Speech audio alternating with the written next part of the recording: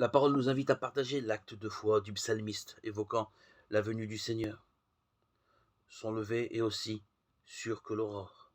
Au-delà de la poésie, la justesse de cette image nous bouleverse. Bientôt, nous serons tous confrontés à la mort de Jésus.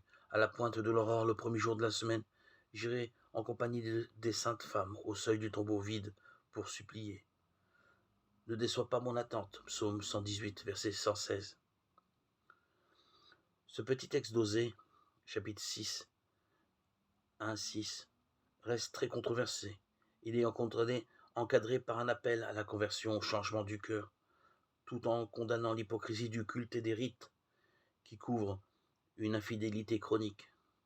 En ce sens, dans l'évangile de Matthieu, Jésus cite par 2 fois le dernier verset de la première lecture, Matthieu 9, 13, 12, 7. Mais comment comprendre les premiers versets qui, au-delà du pardon du Dieu, aussi fidèle que l'aurore, qui guérira et relèvera les siens, semble aussi évoquer une résurrection des morts après 2 jours. Tertullien, au début du IIIe siècle, y verra une annonce du Christ ressuscité. Il faut peut-être d'abord comprendre que la résurrection s'expérimente au creux des vies qui restent fidèles dans l'amour et tentent de vivre dans la présence de Dieu. Il fallait festoyer et se réjouir car ton frère que voilà était mort et il est revenu à la vie. Luc 15, 32.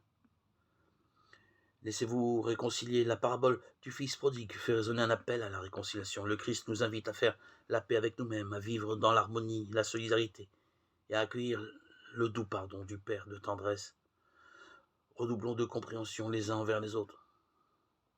La vie n'en sera que plus belle